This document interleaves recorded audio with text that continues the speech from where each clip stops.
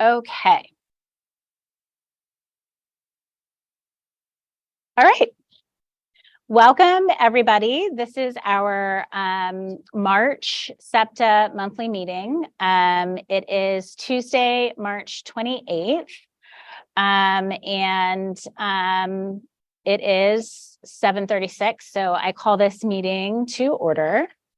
Are you on? Would you like to, Cecilia, do the welcome? Welcome. Welcome to the table. You're in the head corner. Welcome, everybody. Welcome, honored, distinguished guests, lovely parents, lovely students. I think that's my call to order. Right? Yeah. Should I just become- Thank you, Cecilia. All right, I have a clip-on mic. There's also mics around the table, so when we get to folks, we can switch around. A couple of just basic ground rules that I'd like to go over. If you could at home on Zoom, keep your microphones off unless you have a question or a comment. And in the unlikely event of a Zoom intrusion, even though we've done everything to ensure our safety, we'll immediately close the meeting and you'll get a new link sent to your email as soon as we can administer one. And thank you everyone for your enthusiasm and your interest in tonight's panel and multidisciplinary discussion for collaborative teaming. I would like to share my screen and just a call to approve the meeting minutes from last month. Last month we had a fabulous, can you all see that? Let me move it a little bit. Last month we had, oh, where'd it go?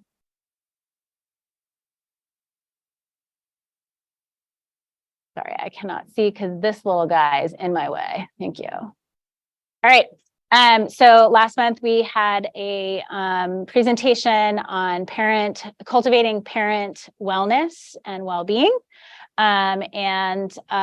If you did not have a chance to peruse this, I'll give you just a minute.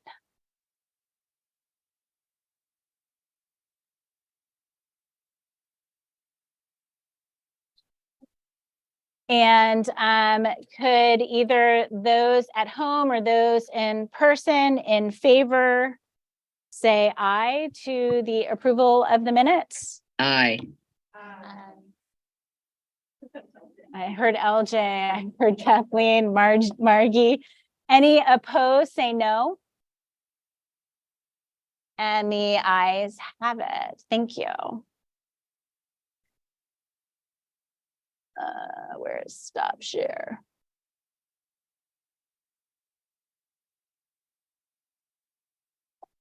Too many things. There we go. All right, and then moving along, there will be, hi Brandy, there will be a few more days left for our SEPTA Awards nominations. We are sorely lacking for the Bella Nanini, that's the Students in Special Education Outstanding Advocate Award.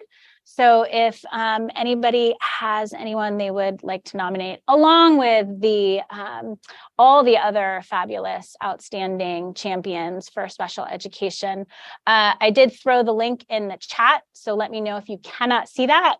And all of the information is also under the annual events tab. Sorry.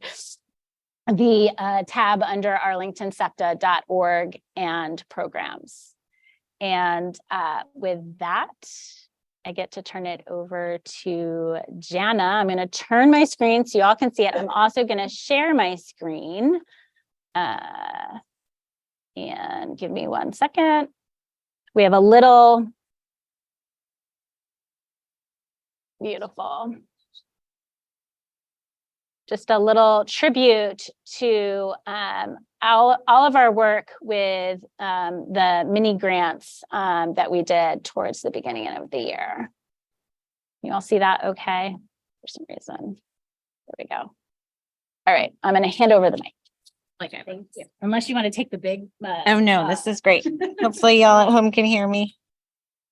Okay, so we just made like a fun little slideshow, just real quick to kind of show where some of the money for the mini grants went. So this year we had $8,200 budgeted for mini grants, and we were able to not only meet those needs, but also from the generous donations of our broader APS community, we were able to secure a lot more through an Amazon wish list. And so this just kind of highlights some of the items that were purchased and some of the different things that staff members were using for their mini grants. So kind of go through and see, this is some of the packages coming in, and then a sampling of sort of the impact that, it was happening in schools. A lot of neat sensory items, cozy spaces, hands-on activities with a lot of really neat sensory rich materials that kind of had the whole learner in mind. Some neat, more OT kind of stuff, activities. And then to me, this was what was so special this year. We had a lot more staff members write in about, their letters of appreciation. So we shared a snapshot of these, and we can post this to the listserv because I realized that not everyone's here tonight. But to me, that was really meaningful to hear from the staff members and how just appreciative they were. So yeah, it was a success.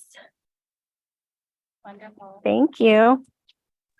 I have a quick question. Is there a place that this is published to where the awardees, like which schools were awarded and what teachers were awarded? I was unable to find it, and I apologize. I'm sure it's. So the question is there a place where we can find which schools were awarded the mini grants? We don't have it listed anywhere yet. We definitely could. In the past, we've highlighted snapshots of it. So we can talk about where we want to put that. That's a great idea. Were those of you at home able to hear the answer? I can recap if not. I was, thank you. I was just wondering if my team, the teachers at my school were awarded anything, and I was unable to find it. So thank you. I appreciate it. Of course, I will connect with you afterwards. Thank you. I do not see our Executive Board Officer, Treasurer Greg Pence online. So in the interest of our program, in the interest of time, I'm going to pass. I'm skipping. And our fabulous Karen Peters is here. So I would love for a membership update. Sure. I'm joined with Tag here, but you have to be quiet while I speak. We are just so close to 100. So if you haven't paid for your membership, or you're not sure if you've paid for your membership, my guess is you didn't pay for your membership. So go in and pay for your membership on the website. Let us get to 100, or request a donation for a teacher. We still have a lot of opportunity for us to fund teacher memberships. And it's really just the membership to SEPTA. Your money's going to a good cause. It helps us pay our dues to keep us an official PTA. And it also helps pay for some of our activities and our speakers and things that we do throughout the year. This is going to be one of the last big pushes for us before we close down the school year. And we will be soliciting for next year soon. So I don't know if there's anything else, Jen, that you wanted me to add to that, but we really appreciate all of your everybody's participation and support to SEPTA. Nothing to add. Thank you so much, Karen. That's wonderful. I'm going to pass things over to Cecilia regarding the advocacy committee's report. Wendy's not able to be with us tonight, but a lot of work has transpired since our last meeting. Thanks. So lots of I consider them like wins, that, regarding the Virginia, there was, a big push, around February regarding the Virginia legislature discipline bill, which we strongly believed that would result in very unfavorable consequences for many students, including students with disabilities. And there was a wonderful coming together of many organizations, school-based, non-school-based, to contact the committee, and the bill was indefinitely, I forget the official term they use, but basically it's not, it was not approved and it's no longer under consideration. So we were very pleased, not only with the results, but with the collaborative effort that so many people came together around the same goal. There have been many events and ongoing discussions around bullying, and many of our members discussing the consequences, particularly for bullying students with disabilities. Everyone has probably, hopefully people have taken advantage of the different events, a lot of informational meetings. And that's an ongoing discussion, trying to see in long term what are the best ways to make it countywide, an effort to support particularly students with disabilities and their families, have more communication. And so we'll continue to support those discussions and are always open to creative thinkers and solutions around that issue. Another initiative that we had was around accessibility.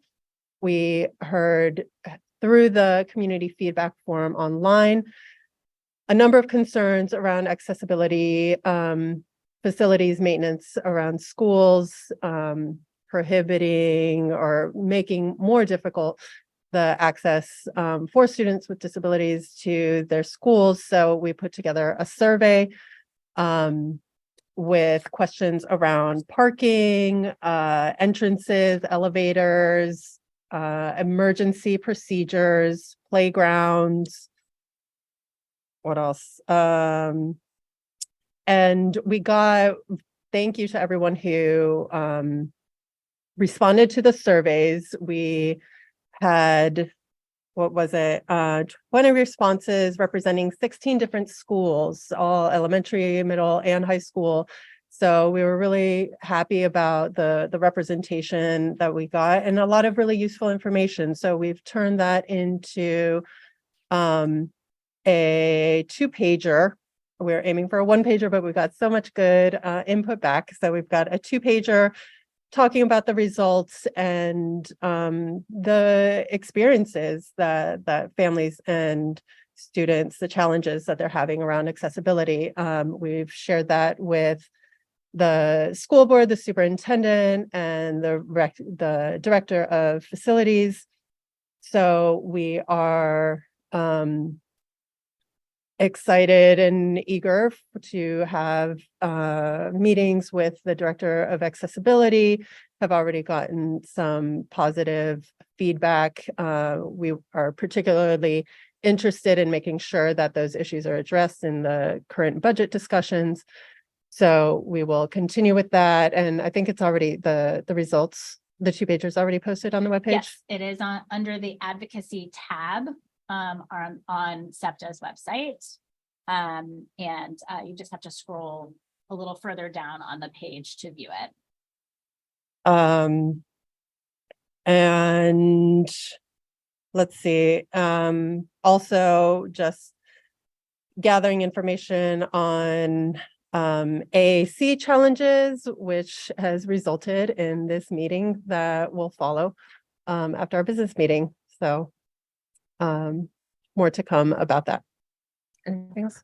No, I'll let Wendy speak at the next meeting as to the summer ESY volunteers to help with a survey. I'm gonna kick it off, turn it over to Kristen. Let me also share my screen once again to go over.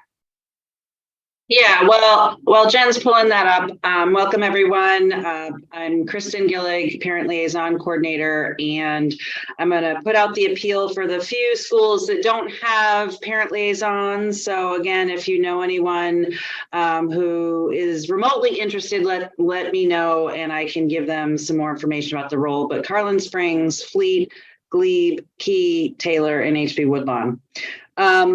So what you see here on the screen is an example of something that Tuckahoe Elementary did last month, and I thought it was super cool and wanted to make sure everybody else knew about it because it's something that you may want to work with your own school PTAs on doing.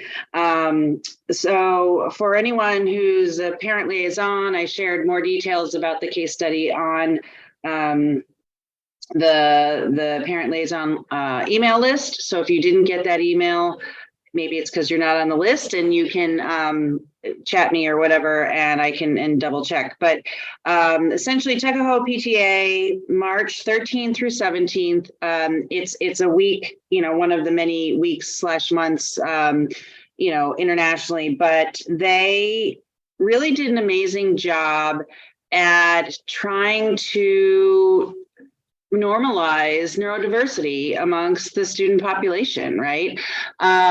So as you can see, this is their week schedule. On Monday, they just talked about what is neurodiversity. And then every following day that week, there's a theme: ADHD, dyslexia, autism, and then anxiety. And they infuse information about neurodiversity and these specific disabilities throughout everything that the students did. They gave teachers this PowerPoint here, and Jen, if you want to maybe scroll a little bit while I'm talking, just people can get a flavor of it. So teachers had this as a resource. It was optional. None of this was required, but they could use it to talk about what a disability is, what it looks or feels like, resources to learn more, ways that it can be celebrated, a lot of really great information. And this obviously is targeted to the elementary group. So there's resources, books. I mean, this is something that I could even see as like, if you're trying to educate your Girl Scout troop on a particular disability or something, there's a lot of really good nuggets of information already prepared here that can be reused. It's all about empowerment and education and inclusion. And it was, from what I understand, very well received by the school and the students. This PowerPoint was sort of a foundation that teachers could use.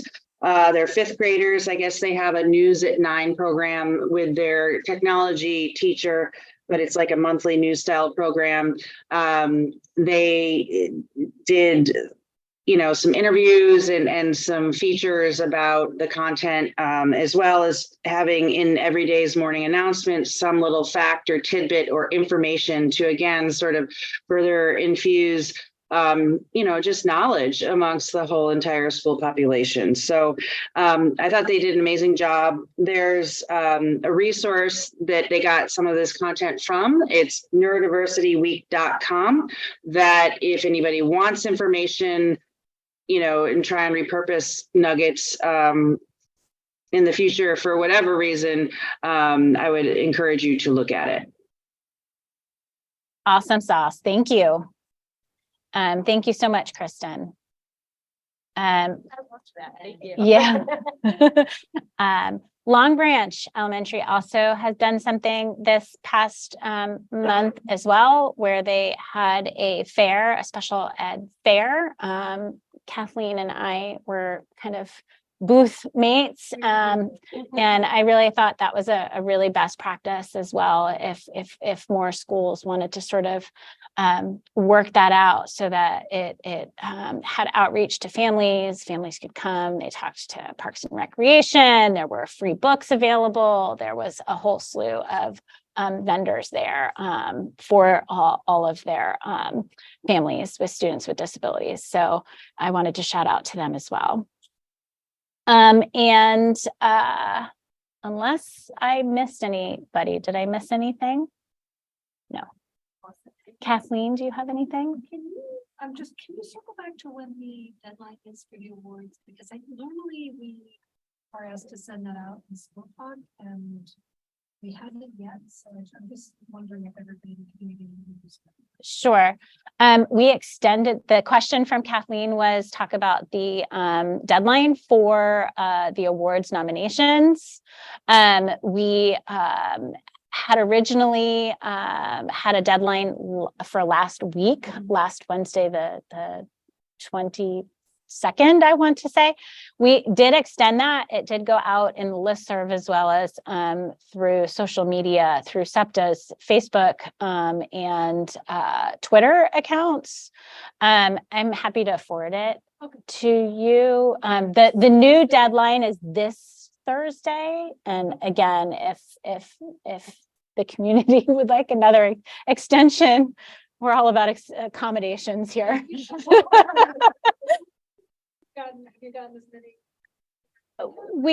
So yes, I mean, sure. Yes, we have seven for the Townsend, 1 for the Howie, 6 for the exception. Sorry, hold on one sec. 7 for the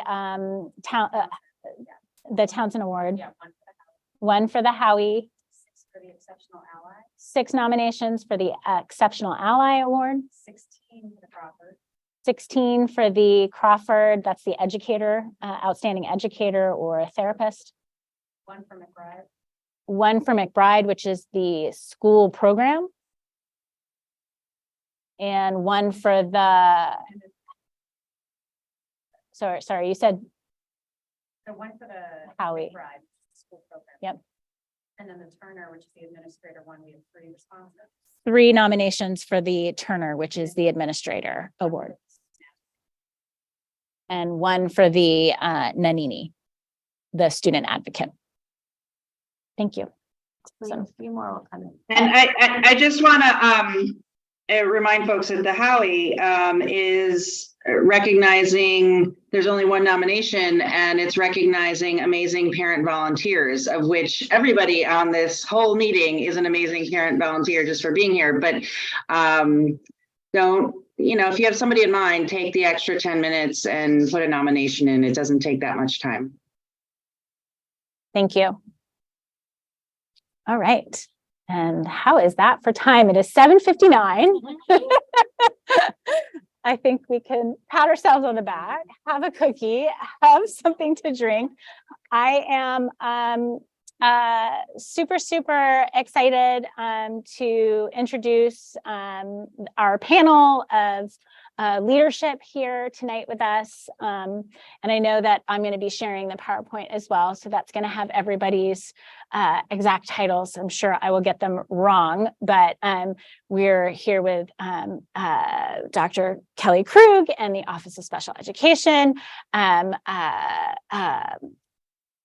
a specialist from assistive technology, both of our AAC coaches, as well as the lead SLP, Catherine Thompson. So, and we're here to have a discussion and to talk about collaborative teaming.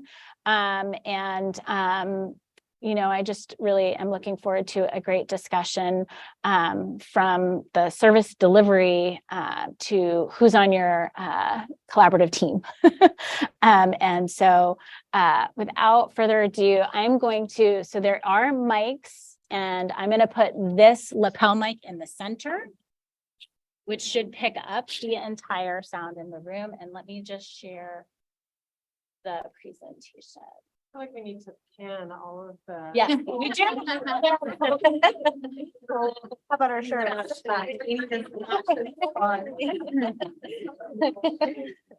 Okay. I'm just, give a wave, arms up if you're having fun. And without further.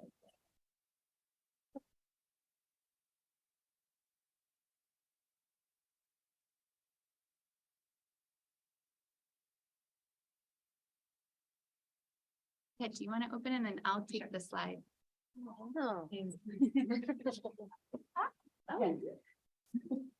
Okay. This one? It's blue. Okay. It's on. Okay.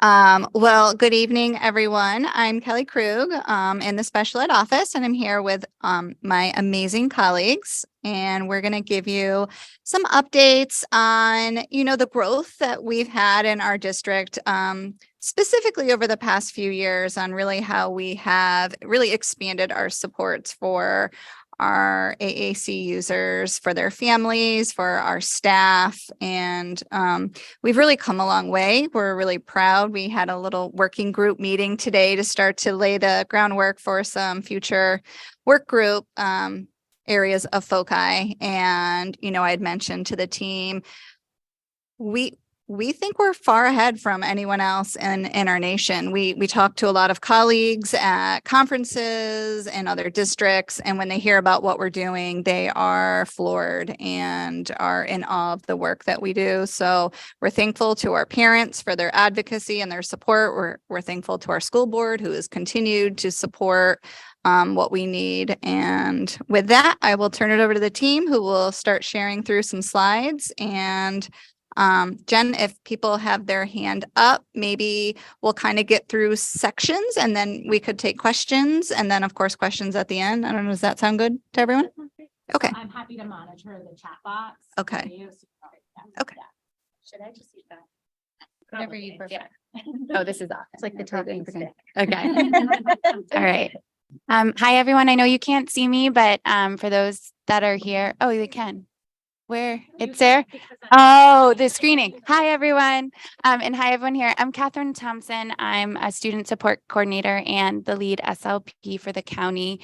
And you guys shared some questions that you had for us. So we kind of just did our PowerPoint and to answer those questions. So I'll start off with the human resource section, knowing that I am not.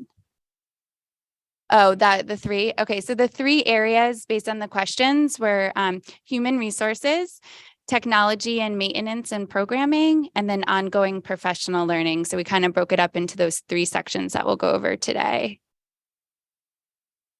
And so we'll talk about human resources across the schools.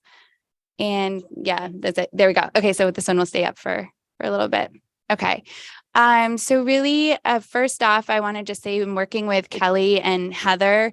I presented to them a few years ago about just the overall workload that SLPs have and how high our numbers are. And we kind of set up a plan for decreasing those numbers. And one of the reasons why I presented to them is SLPs were having a hard time finding the time to do the work that we know is important when working, especially with our complex communicators.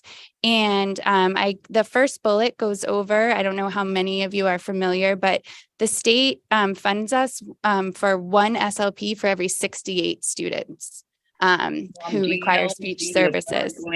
So it's only showing the slide in the window, not just the slides we see, tools like pens, etc. Thank you, LJ. Can you turn your mic off and I'll text you offline?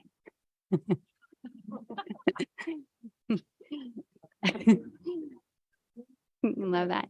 And then a long time ago, Arlington knew that number was too high. So we are one SLP for every 55 students. And then when I was talking to Kelly and Heather, I said, that is still really high and they have worked really hard to get our numbers down. And so we are an average caseload of 35 at most of our elementary schools.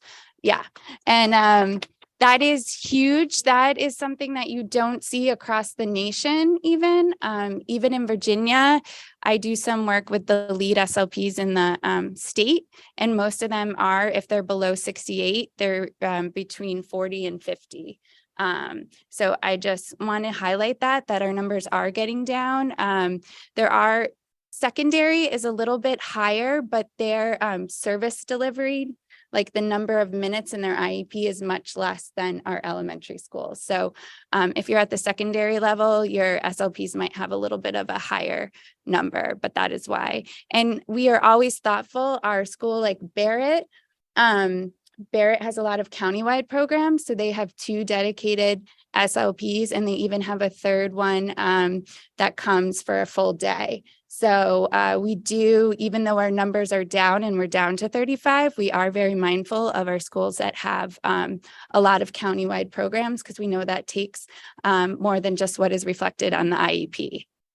This year, we also dedicated 1 SLP to our homebound and home-based students. Bridget Hendrickson is the SLP that works with our homebound and home-based students. And we just found we really wanted, instead of it being the school-based SLP, we wanted someone who's really familiar working with our students in that setting, and very knowledgeable about AAC, and able to work with the teacher. Instead of one teacher having about 12 or 13 SLPs she has to communicate with, we figured 1 would be easier to do. So it's going really, really well. I just talked to Bridget recently, and a lot of great things are coming of having a dedicated SLP. And then we've been gradually increasing our indirect hours on the IEP to reflect the work that they are doing to collaborate with teams. So really reflecting that amount of time they're doing on that training and collaboration, everything else that goes along with it. So that is what we're doing in terms of caseload. And then one of the questions is, who supports our students who use AAC? And it's everyone. It's not just the SLP or the case carrier. You'll hear in later slides, we are reaching out to art teachers and music teachers, principals. There's a principal who has and an assistant principal that have LAMP on their iPads, and we're working with training them. So we are the outreach, we're going to, all staff members are involved. And we'll explain more about that in the coming slides. Are there any questions before we move on to technology and maintenance? Yes. Hi, this is Jana. I just had a quick question about the dedicated SLP for homebound and home-based. Yeah. That's not for students who are doing virtual learning, or? Correct. Okay, just wanted to double check on that, because there are a few people, that myself included, that have students who are virtual but are AAC users. Yeah. So So they will. Thank you. Yeah, students who are in virtual Virginia, they are the home-based SLP is providing those services. Homeschool, Yeah. not home-based. I'm sorry. yeah. The homeschool. Many uses of the word. I know. Are there any other questions? Yes. Mhm. Yes. Yes, we're going to go over coaching coming up. There's a question in the chat. Will you be providing parent training? And I know that's later. Yes, that's coming up later when we talk about coaching. Great to hear you're making so much progress on meeting the needs of students. What metrics are you using to measure that progress, other than the SLP caseload? I'm sorry, what metrics are we using to measure Measure student that progress? Yeah. Or progress of the You're meeting student the progress. just like in general? APS progress. Oh, Clarified. I still don't think I'm. Maybe what Dr. Krug was talking about at the beginning. Yeah. I mean, if the question is like, do we have a singular measure on like our progress on AAC implementation? We don't have a singular measure. We look at a variety of different data points. So we look at IEP goal progress for our students and how they're doing in the various goals that are related to communication. We are looking at the number of teachers that reach out and, our self-eliciting coaching. And then we look at the feedback that we get from our school administrators on the implementation they see in the classroom and the changes in the practices they see. We look at parent feedback. We look at the coaching model of, there is a rubric that I think the team is going to talk about that they're beginning to use in terms of that piece. So I think, to answer your question, we are looking at a variety of data points to look at our successes and our continued opportunities to grow and continue to improve. Users are there in the county? Just repeat it. The question was, how many AAC users are there roughly in the county? I think it's about 150 now. That are using high-tech AAC systems, and we have many more that are using other supports through accommodations and in their classrooms. Okay, so to repeat, if you didn't hear, about 200 of high-tech users, and then additional users that use low-tech, like core boards and stuff.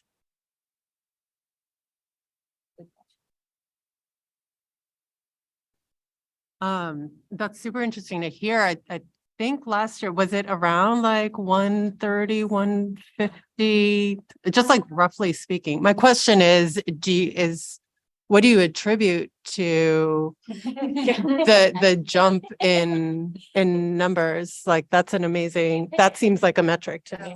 Yeah, it will pick up. Yeah. Okay. I'm just gonna say one thing and then I'll give it to you, Erin. Oh, I'll leave it in the middle, sorry. I know that the SLPs, we've been working on a lot of referring early.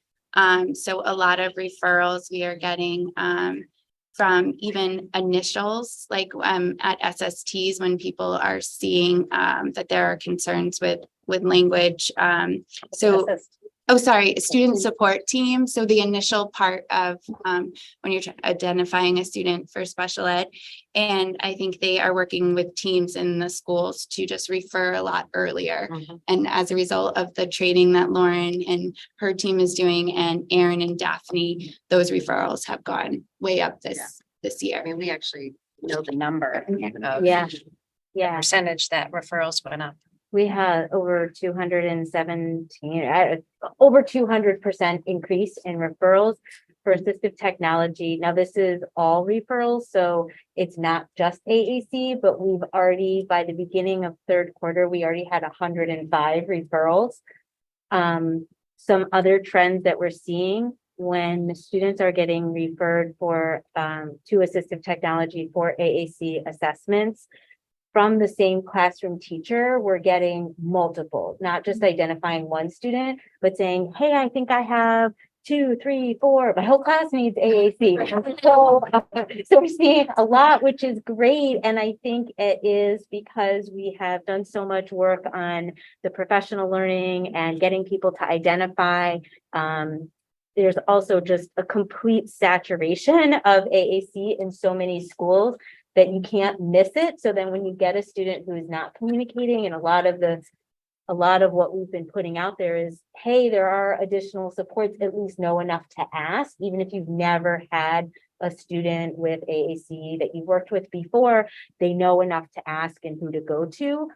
So we're really seeing like our numbers are so much higher than they've ever been before. So does that? I'm sorry, I had a simple thing. Sure, go ahead. This may need to get closer to them. Awesome. Well, thank you all so much for your work. And yeah, it's great to hear that Arlington's ahead. I've talked to many of you and been like so impressed.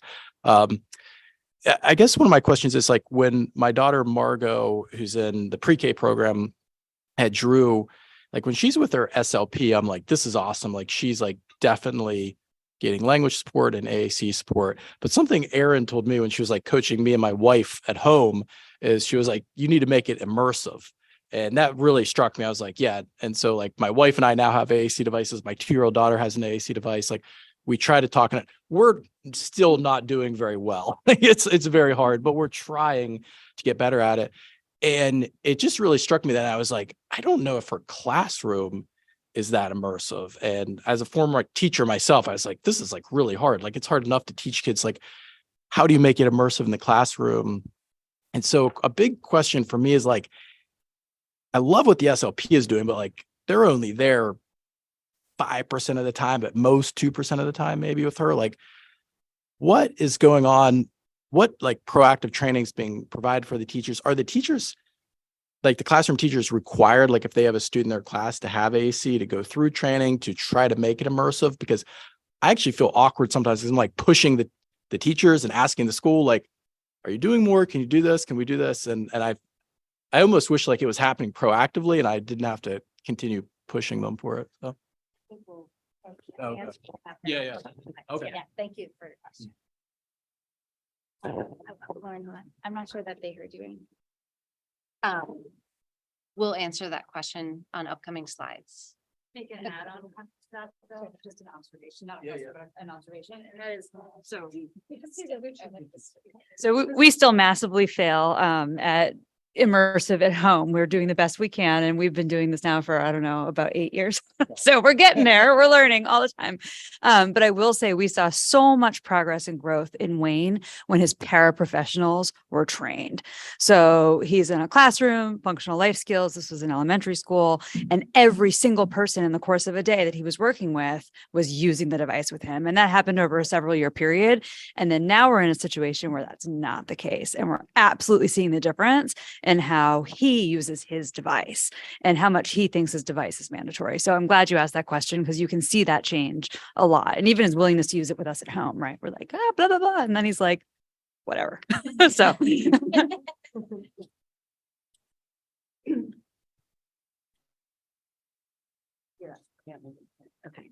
I'm going to go over some of the technology and maintenance programming. Thank you. My name is Lauren Bonnet, and I'm one of the assistive technology specialists. I wanted to highlight a few things that we've been doing for technology and maintenance and programming for AAC systems. We have been working with information services. We have a twice monthly meeting with information services liaison and the Office of Academics, which includes 2 ITCs and staff from special education. And as is needed, we'll invite additional people to our meeting based on the questions and needs that we have. For example, vision, our teachers of the visual, teachers of students with visual impairments often use a lot of technology or have new technology. So sometimes they will come, or whichever the questions are based on. We also have multiple contacts.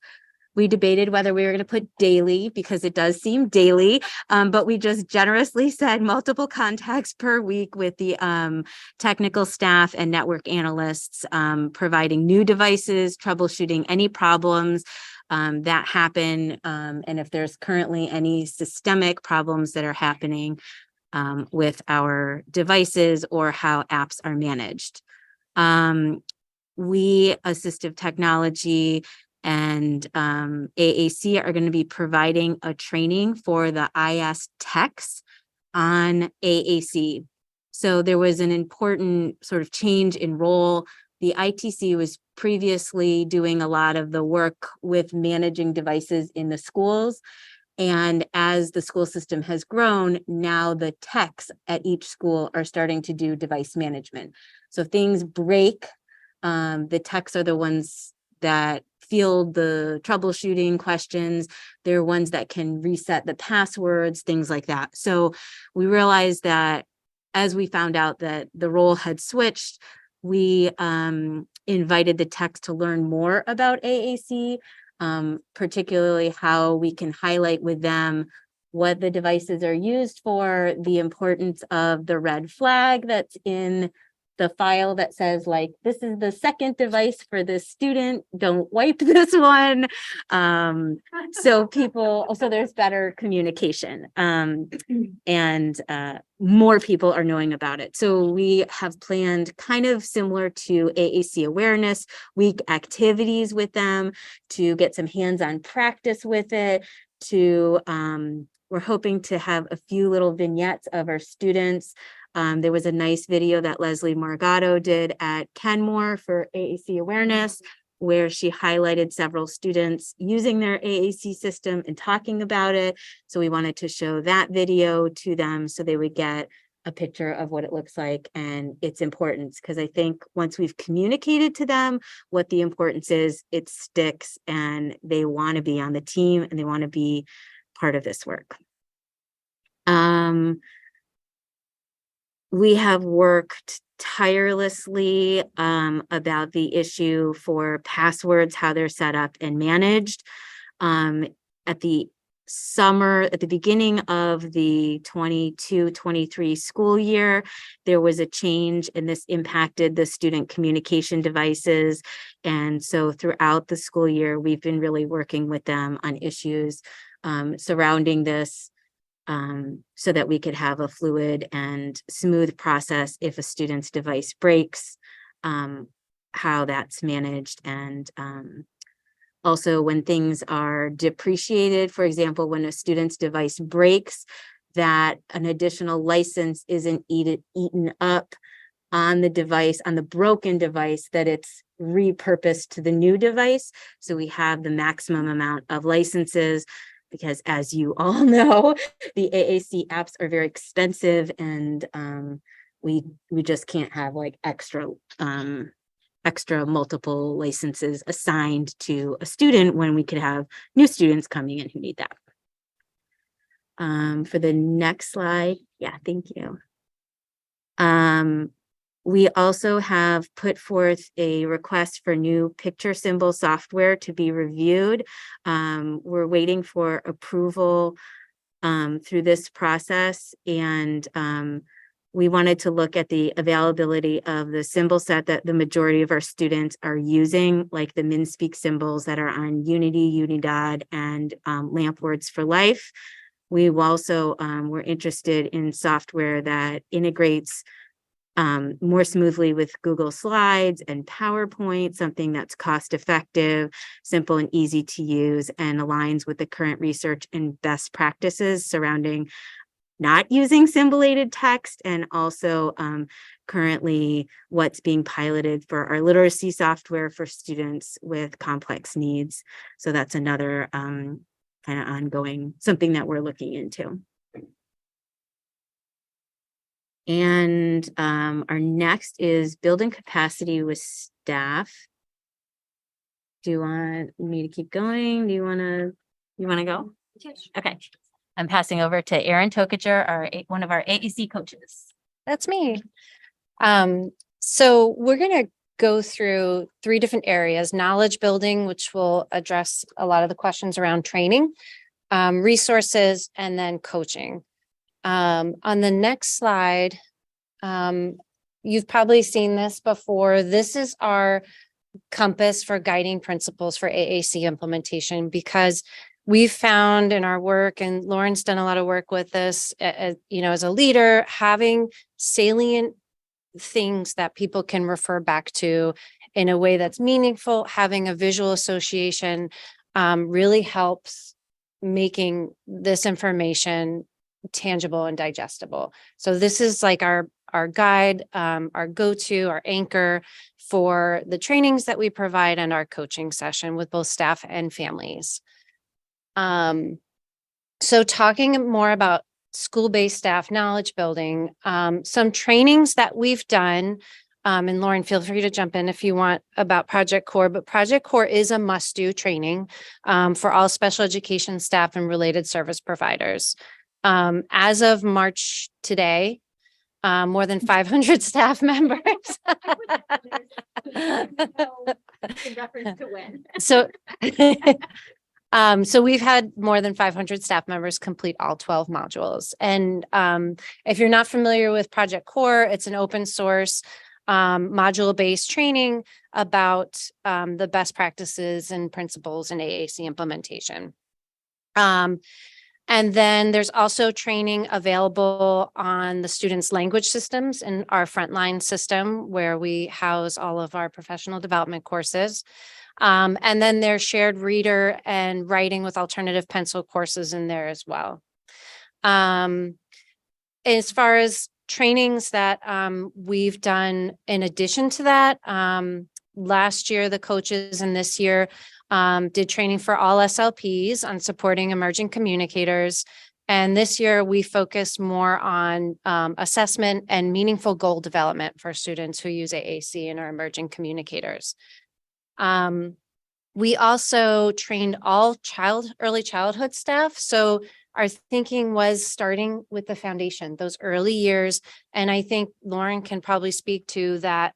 You know, we've had an increase in referrals and staff wanting to get robust communication system in the hands of younger students. So that was really what we were working towards there. And we did a training last year for supporting emerging communicators. And then this year during pre-service week, we trained all early childhood staff on, and that was with assistants as well, the teachers with their assistants on supporting emerging communicators and some shared reading strategies and engaging using communication while reading. And then this year, we hear that about assistance, like it is crucial. And we feel that they play such an important role because they're with those students and they have the opportunity to have free hands during instruction. So this year we did a 3-hour training. We offered a 3-hour training during pre-service week. And then we offered the same training again. We had 2 sessions each time for just special education assistants so that we could really focus where their learning level was to start, and then also talk about how they empower them as AAC supports. And that was kind of the whole theme. It was like a superhero theme, and we were really empowering them because they have such an important role. And we'll get to our plans, our future plans, but that is one that we want to just keep repeating and keep offering. And this year we did have 81 instructional assistants trained from more than 23 different schools in those different sessions there. So some more training for school-based staff. We partnered with Erin Donahue from, she's a low incidence support specialist, and we trained elementary music teachers and instrumental teachers on supporting neurodiverse students and AAC users. That was during our professional development day. And then we've been working with student support coordinators and school leaders as well to build awareness of AAC best practices. And then Catherine and Brittany worked with the OTs and PTs last year during a session. And then we continue to offer LAMP certification professional development cohorts. So we had 4 new LAMP certified last year, and 7 SLPs and 4 teachers are working on it this year. And then Daphne and I meet with all new SLP hires to introduce them to what coaching is and let them know that we're available as support, whether they have AAC users on their caseload or not, because everyone has emerging communicators on their caseload, most likely. Is that all music and Elementary music and strings. I have one question. This is Jen. With the professional training and the resources, what opportunities for job embedded training maybe you'll speak to this later. I will. Yes, yes, yes. Great question. Lauren, do you want to talk about the resources? And if no, or there's something else that's required. Was it required that last slide? And if no, or there's something else that's required. Was it required that last slide? And if no, or there's something else that's required. Thank you, LJ. Yeah, great question, LJ. Yeah. LJ, thank you for your question. This is Lauren Bonnet. The Project Core is a must-do course, the 12 modules that focus on communication and literacy practices.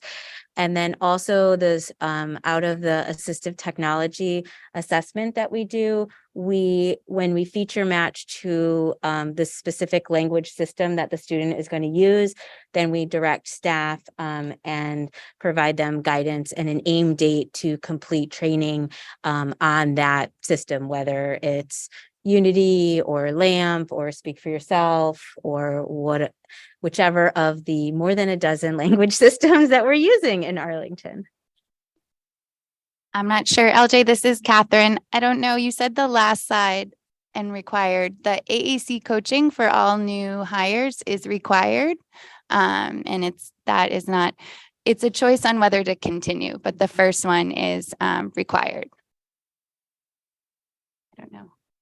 Some of the questions are without me, but I think that's specific to assistants being trained.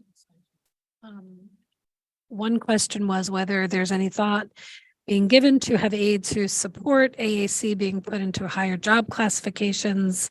That's one question. And then also when new assistants are hired mid-year, is there training made available to them? I can speak to the mid-year.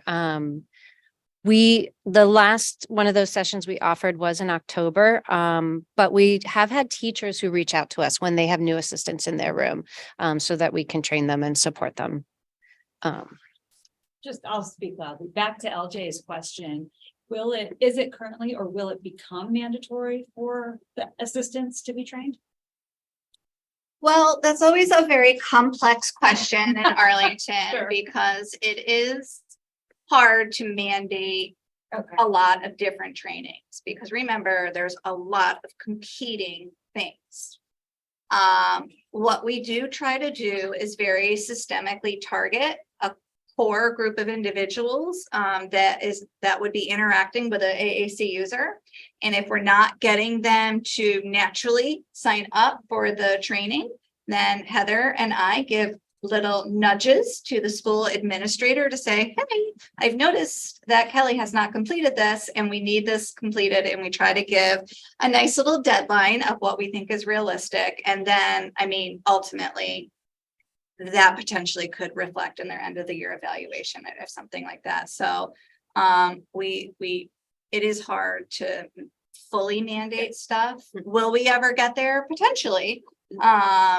But I think we're just trying to do it in a more collaborative approach. We have found too that when we cannot try to get them to get that buy-in too, then they may get the training, but then the continued application and modeling and stuff is not as strong as we would like. So we try to go at it in a more supportive of, what else might you need to be able to, be present during this training and stuff. Do you need coverage? Is it a lack of a substitute? Things like that.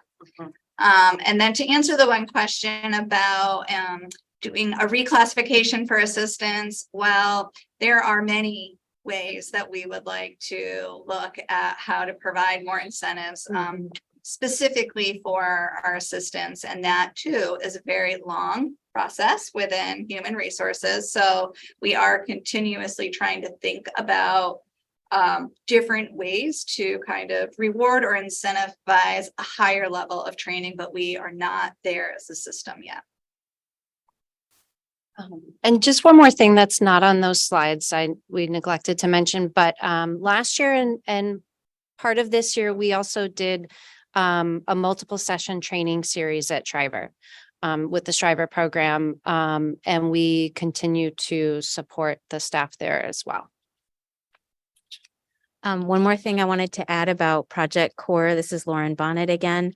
I wanted to add that at ATIA, which is a National Assistive Technology Industry Association conference, we presented a poster about the Project Core work that we had done with families during the fall and early winter of 2020 and then 2021.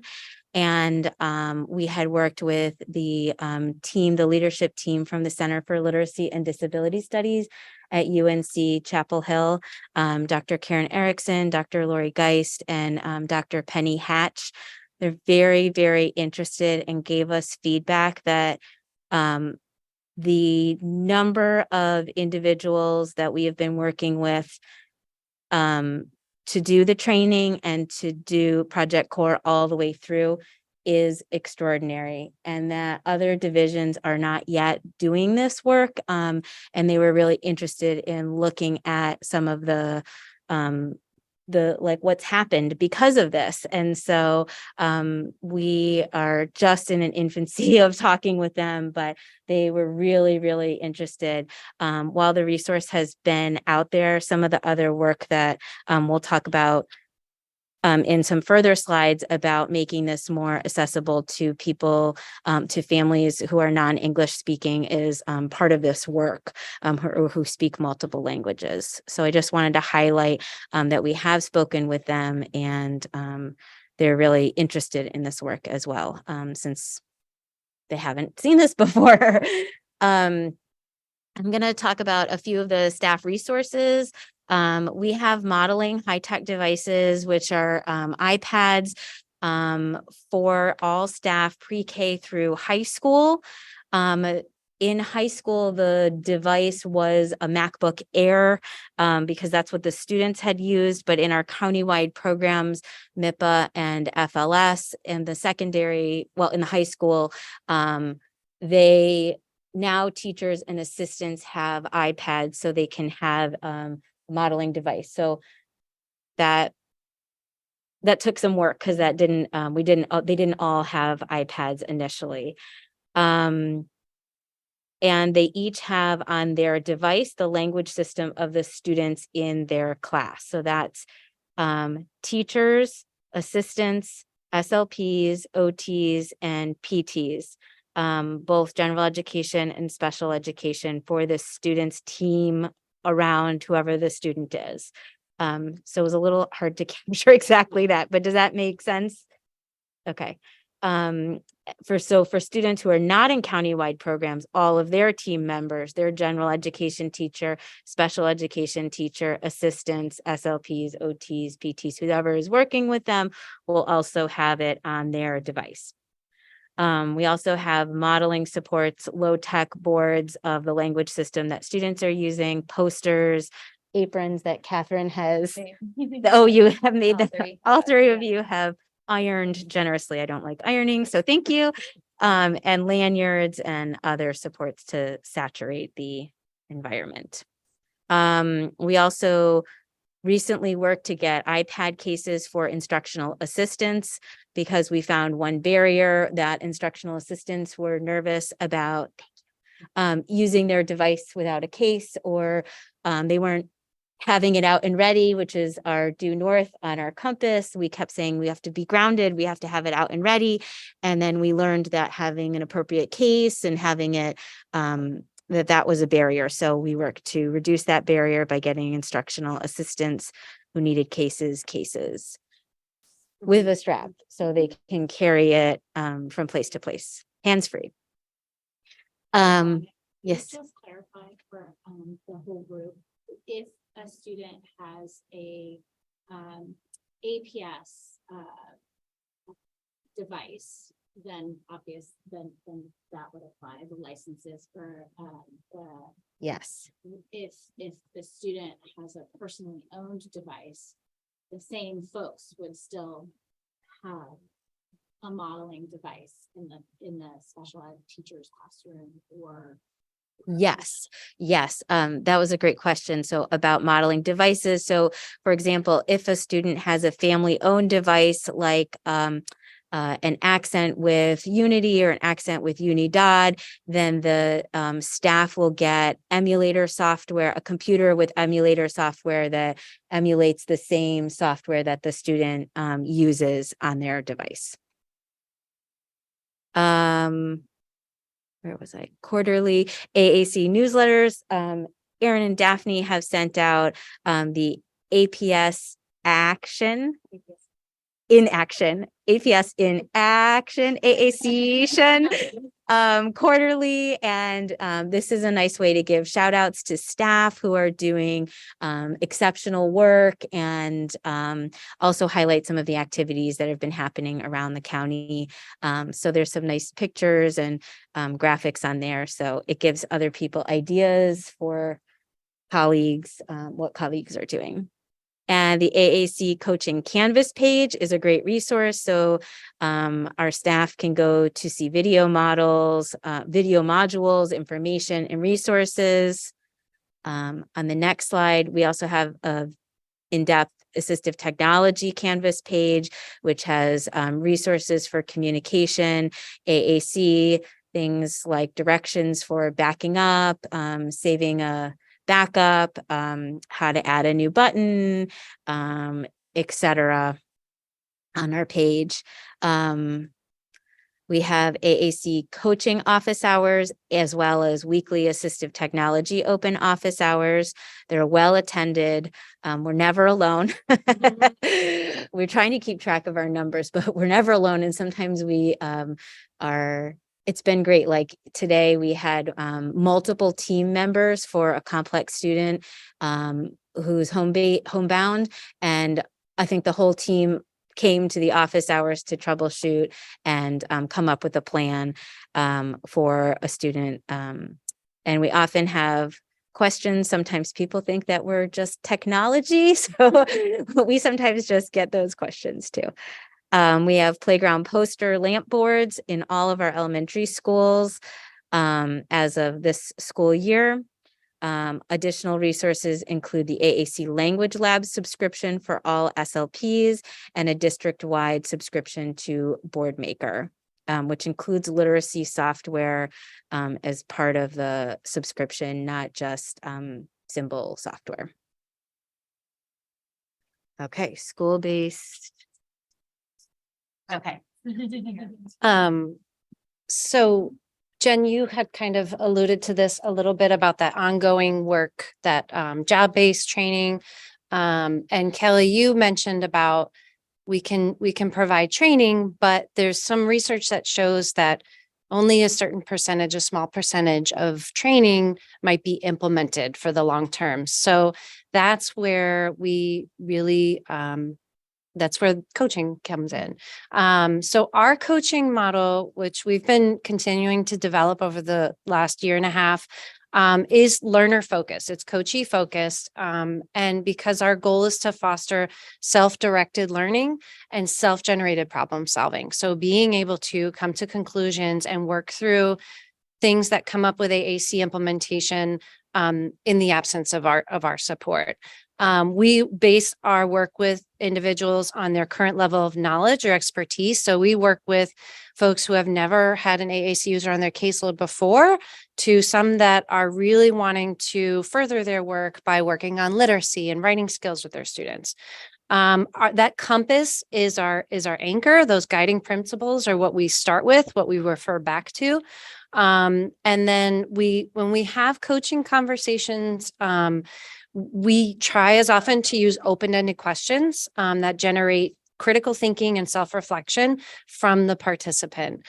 So we really try, we've been doing a lot of readings about coaching. So we really try to tame our advice monsters, because we can come in and we can provide solutions, but in order to generate independence and that confidence in being able to implement AAC successfully, we have to take a step back and let that learning and thought process happen from the individual.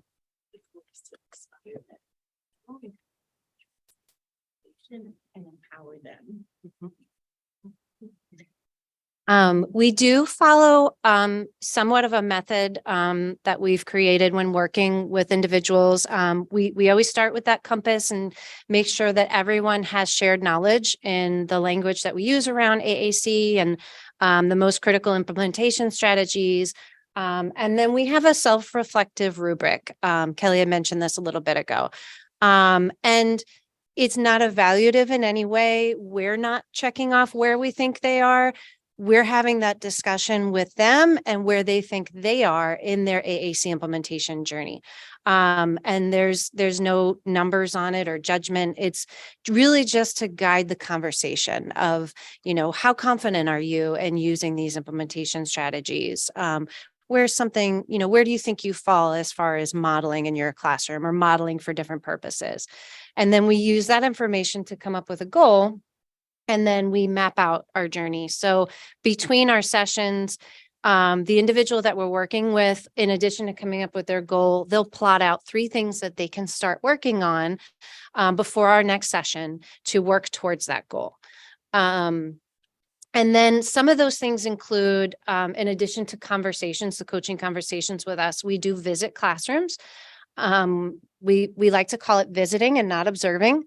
And we offer real-time support, or we'll demonstrate AAC implementation strategies with students, and talk through those things as we're doing it in the classroom. We've modeled lessons, or we've sat with students, and talked through the strategies that we're using.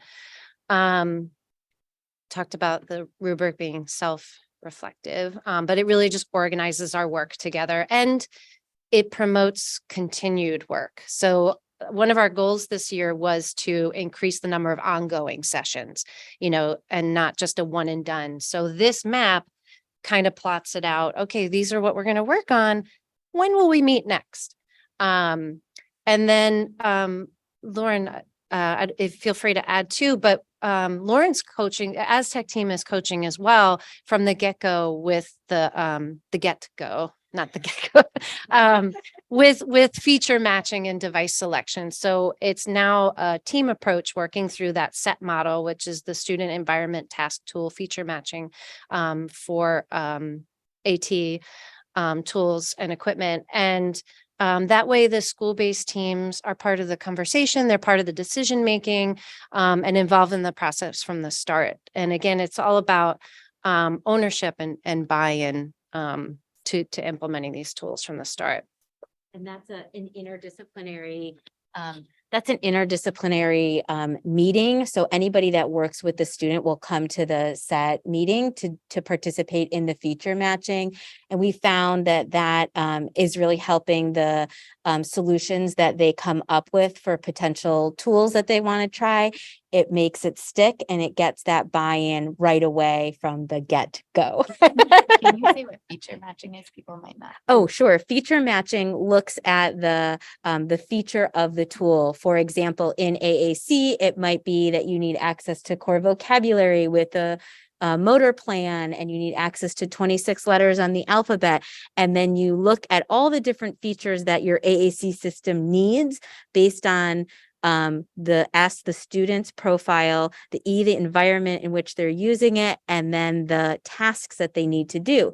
So for example, in order to be a reader and participate in literacy instruction, they need access to 26 letters on the alphabet. This AAC system needs to have that feature.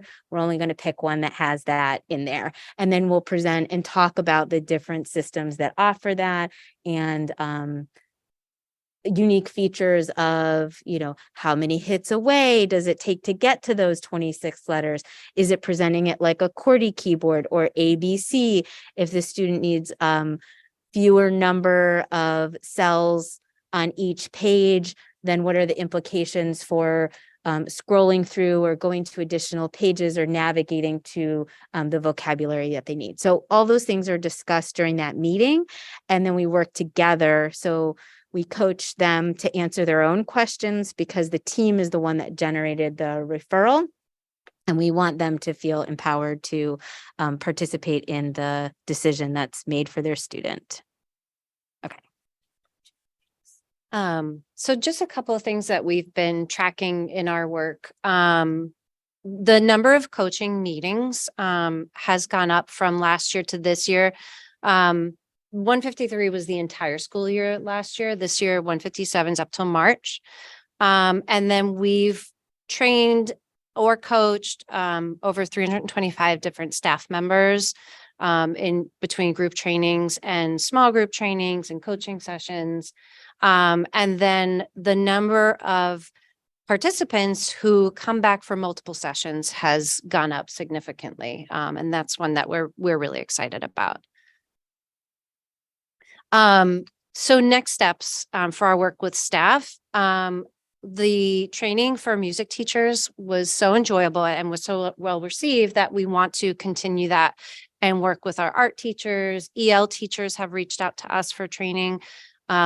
Library teachers, really all related service providers, and just continue to work with anyone, going back to that slide of everyone supports AAC users, and including school leaders, working with school leaders so that when they go into a classroom, they know what an AAC classroom, AAC implementation should look like. And then we're working, Daphne and I are coordinating with Catherine, and we plan on putting together like a beginning of the year SLP AAC toolkit, because we really want to encourage AAC ownership of your school building. So we want to provide them with materials to get started, like a school-wide training that they can do, modeling scripts that they can have to provide to staff and families. So that's something that's in the infancy stages, but on the docket for next year. And then Lauren and Aztec team are going to continue to add a new series in Frontline featuring lived experiences of individuals who use AAC. Yeah. So Daphne's going to talk about working with families. Hey, y'all. I'm Daphne. I am the SLP at Ashland, twice a week, and I work primarily with the FLS classes. And I do the AAC implementation coaching 3 days a week. So just like we want to build capacity with staff, we also work on building capacity with family, because we believe that's where a lot of the magic really happens. Our kiddos spend the most of the time with you guys, and just like we want to empower staff, we want to empower families. Someone asked a question about data and metrics and how are you measuring it. I had the experience last week where I got to work with a kiddo, and then I coached his mom the day after.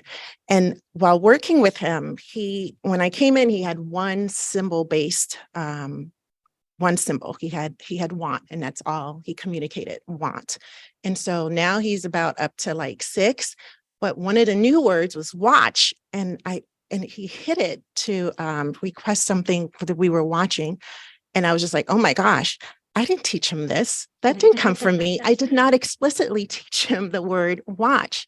And then I met with mom, and she was talking about like her journey and how it's going. And she's just like, yeah, well, these are the words that I've been modeling. And she said, watch. So I couldn't credit that to me. I had to credit that to the work that we've been doing with building capacity with families. It really takes a community, a village, in order to really make this magic happen. So same as staff, we worked on knowledge building, resources, and coaching with our families as well. In terms of knowledge building, Project Core is available to our families. And typically we will send them those links via email. We have laminated low-tech support boards for our kiddos' language system, and those are in the process of being translated into additional languages, right, Lauren? Okay. There is the supporting students to communicate with an AAC system for every family meeting that takes place post-AT assessment. And at times, Erin and I will join those trainings as well. That's an opportunity that we use to build a relationship with staff and families. Yeah. And they're excellent at leading the meeting with a date on the calendar for Yeah. the next meeting. They're the gurus of that. We've introduced the compass, that anchor we talked about, and best practices to all of our families that we work with. And then also shared reading modules, right? Because it's because we want to kind of tap into the literacy as well, and how we build communication and language through reading with your kids and whatnot. So additional family resources, we have Kathleen with the Parent Resource Center. There is the Say It with Core poster in English and Spanish. Again, the Guiding Principles Compass poster. We have video examples of AAC implementation strategies. So when we work with parents, they might not know what attributing meaning exactly looks like. What does modeling look like exactly? Because sometimes there's a gray area between the two of them. And so we have video examples to share with them. We have families who videotape themselves working with their students and will email us those videos. And so we meet with them, and then we offer feedback as well. Of course, we continue to have to work with the AAC Supper Club. We've shared podcast episodes from Talking with Tech with families. We've shared articles, modeling scripts. There's the ASAC presentation from school year 21-22. There's the school-based group family training that took place last year at Long Branch, and there was an AAC at Home October 2021 virtual information session that took place prior to me joining the team. All right, so with the family coaching, the rubric for our staff. We also use a rubric for our families, and it is self-directed learning. Again, the goal is to really look at these areas and really empower our families.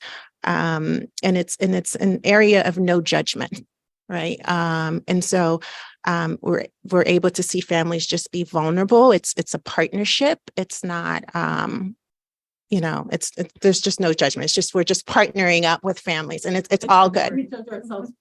Yeah, absolutely. I know what it feels like as a parent myself. And then based on that, we also will create that AAC implementation journey map with our parents. And again, those steps that they take to reach the goal, that's something that they come up with themselves. And Aaron and I are able to sort of like guide them through finding what those steps are just through questioning and whatnot.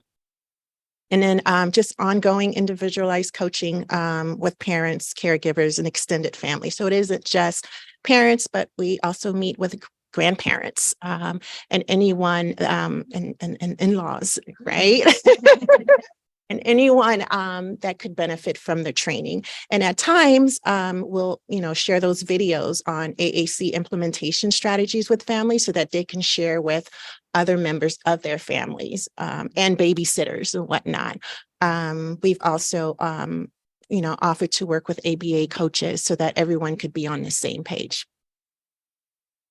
This goes to show we really recognize that you are the primary, families are the primary communication partners for the student. They're only a student for so long, and also across their lifespan. So we want to empower and provide strategies for families so that long after APS, we still know what to do and how to support your child.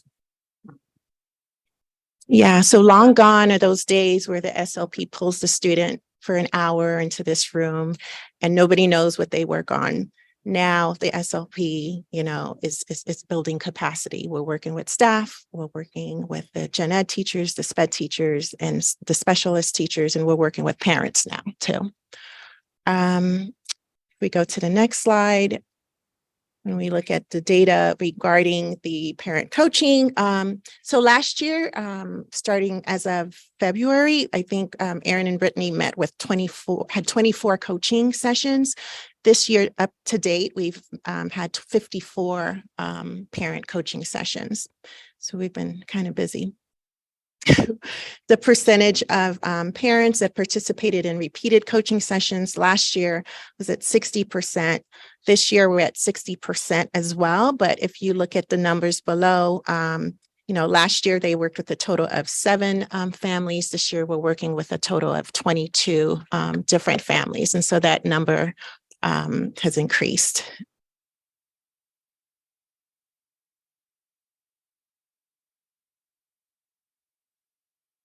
Okay, I'm going to jump and we'll talk about next steps for our work with families. I'm going to jump to the last 2 and let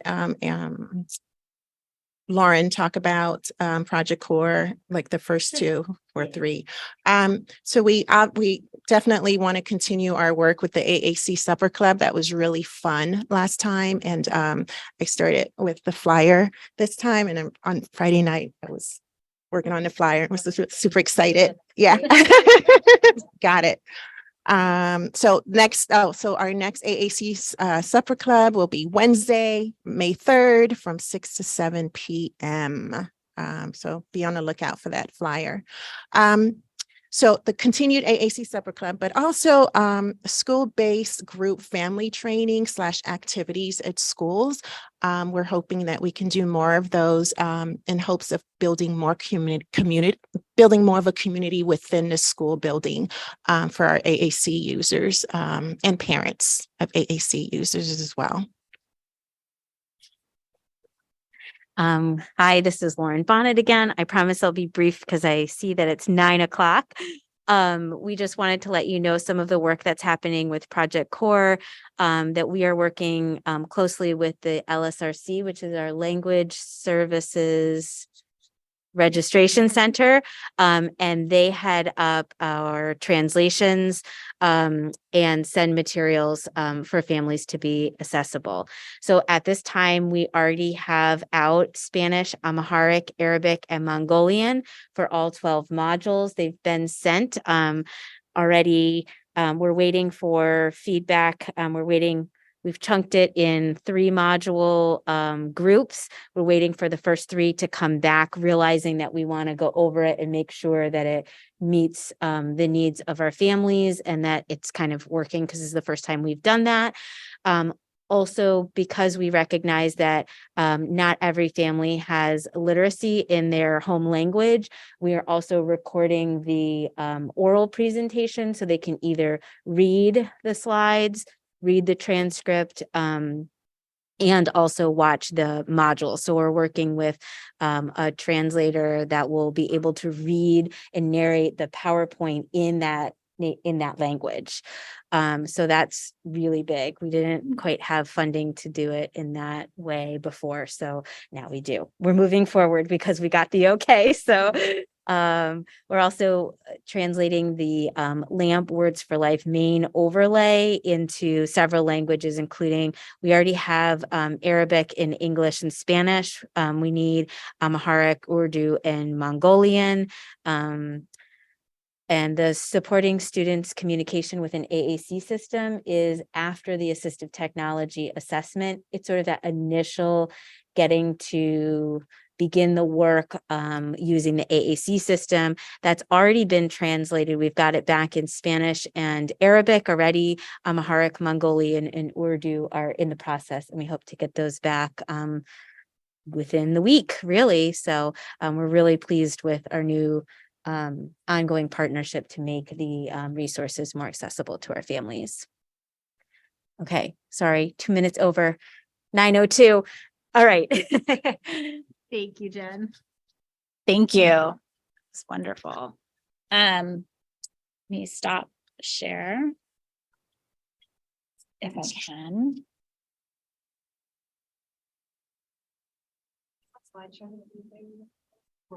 Yes, I'm recording this, and then I did receive the slides presentation, and if it's okay, I will post it to the SEPTA website under the meetings tab.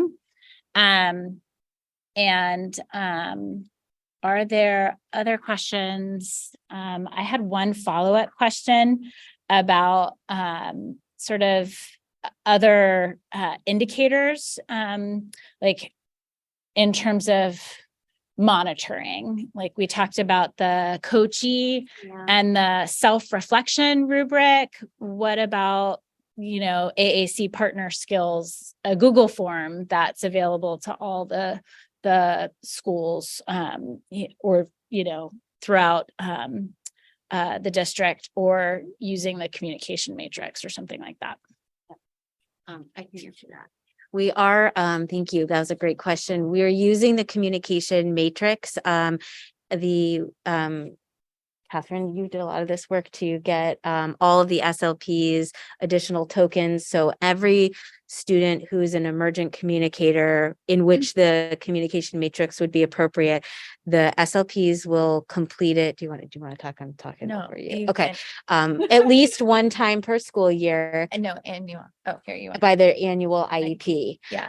So at least one time per school year when their annual IEP is coming up, that will help to inform the goals and then also can be compared to last year, other data points along the way.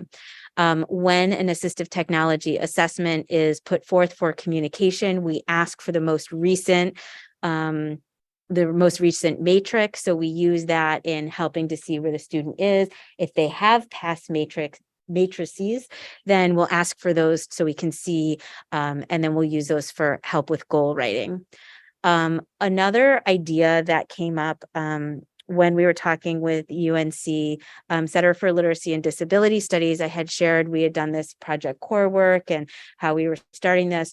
One thing, because I was asking them, how do we capture, all of this? It's a lot of data.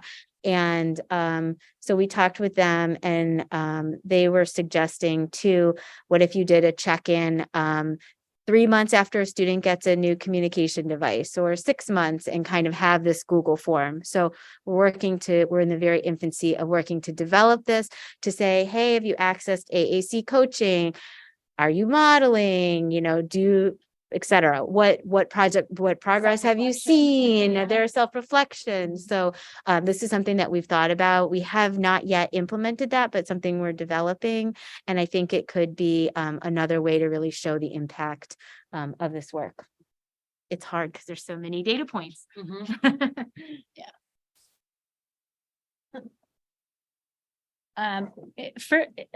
In the interest of time, okay, so how well metrics that measure how well AAC users are being supported. Other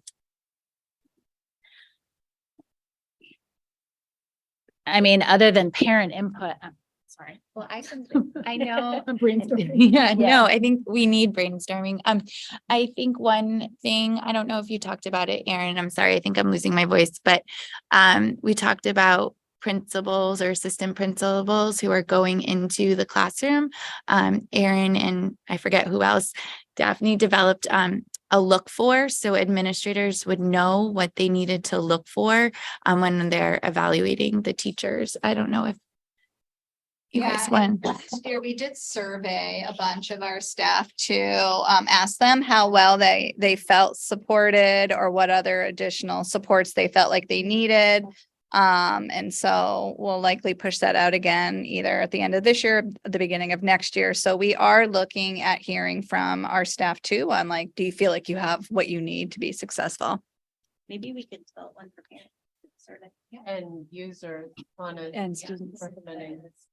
Ask the users themselves. And this is Brandy, and I'm Wayne's mom, and I wanted to make a comment about some of the student metrics. And I think for me, this has been a transition year. It has been really hard for Wayne, hard for everybody. And I think the evidence of his support or lack of support was seen in his behavior. And a lot of addressing of his behavior and not understanding that his behavior was his communication. He was not sure why he was there. He was very upset. And the behavior was being treated. And so there is some training possibly around how do you recognize if you have a student who is not necessarily a very adept communicator. His communication comes out when he's upset or in different ways through physical situations, and he's not being a jerk. He's actually really upset and he can't tell you what that is. And so in the idea of acknowledging all communication, right? What's that training? Because I think that we're still struggling with that a little bit in that setting, and things being labeled away when it's like, no, he's really mad at you. And we need to talk about that. So. No one has done my AAC Marlix. Does the parent have to ask, can you test that? LJ, can you use some punctuation, please? No one has done my AAC communication matrix. Oh, for himself. Okay, does the parent have to ask him that? Actually, we developed a flow chart for that this year, and Catherine, you were able to provide that to the SLPs as to when the communication matrix needs to be completed. And just like Lauren said, it's every annual IEP, every triennial. And so we were able to sort of like lay that out. And then for some students, the matrix is not appropriate, like it would show mastered in all the fields. So then there is another metric or the quad or the COL. Those are, sorry, they're explain their acronyms that we use. So LJ, I'm assuming, well, I don't want to get into the details of your son here. But are the matrices shared with the students and the parents? Because I don't think I've seen my kids' matrix, or could they be if they're not? Yeah, they totally. They could be. Yeah. Could be. Yeah, In the absolutely. assistive technology, in the assessment process, they are part of what, because we're just getting to know the student because it's an initial assessment, unless it's an update. So that's certainly part of our conversation. So it could be. That's good feedback. I can make sure to let the SLPs know SLPs know to bring them to the IEPs and show them. And for you guys to see them. But no, if they don't bring them, you can definitely ask for them as well. There was, are you done with the questions in the chat? Yeah, I think in the interest of our ASL interpreters, I'm not done with the questions in the chat, but what I can do is get the report from Zoom and then forward them along after the fact and then touch base with the individual folks. Do you have? I have two more questions. Two more questions. Submit it in the chat. One's a previous question that came in. If coaches can attend IEP meetings, can that be? That's a good question. I am hesitant to overcommit to that because that's not really their role. Their role is really to support the team prior or post to meetings. Are there unique cases where it might be appropriate? Of course, but in general, just like, we're not necessarily asking other type coaches to attend meetings. Their role is really in the capacity building, the training, things like that. The other question is going more big picture again. I'd forgotten until you just said you're also SLP at Ashland. I think it's 1.5 coaching positions officially in APS, right? Yes. So two-part question, like, do you have like this massive increase in need and users and services that you're providing for AAC in APS? Is that projected and reflected in next year's budget? If so, or if not, like, how can we support you as SEPTA and partner as SEPTA to advocate to get you what you need, to get us what we need, to get our students what they need? Like, what do you need and how can we help you? I think we're always looking at like the model within our office and using the resources that we have to the best of our ability. As you heard Lauren say, our referrals have gone through the roof. So we're definitely looking at adding a member to the Aztec team. And we're using our grant for that because actually those positions are not even in the operating budget. And then we are looking to continue our capacity with our SLPs in terms of coaching. We might even explore how they might be able to support some of the Aztec needs for, we have, as we said, a lot of certified LAMP. So I think we're just always looking at, where are we, where are different staff members ready to take on leadership, and how do we support that? How do we lower different caseloads so that it's not always on 1 or 2 people, but like this school is ready, this person is ready, they should take the lead at that school. And then that frees up other staff to more heavily focus at a different school where there might be, you know, a new speech therapist or something like that. So we're continuing to look at that, and definitely this was not the year for special ed to get our additional spots, but we were blessed last year, and we feel optimistic that we're going to be blessed again the following year. And I just want to say one thing to piggyback on that. There is an SLP cohort that we're working with now, Erin, Daphne, and myself. And the hope is that next year, they're taking cognitive coaching and learning about coaching so they can be coaches. Because ultimately, we want the SLPs to be the coaching in their school. You know, we don't really want Daphne and Erin to be going to all the schools and doing that. We want to build the capacity within it. So we started off with like 5, and then the hope next year is to have another cohort coming in and take cognitive coaching and going through. So slowly, like Kelly said, building the capacity. So it's not necessarily we need another implementation coach. We just need to support those.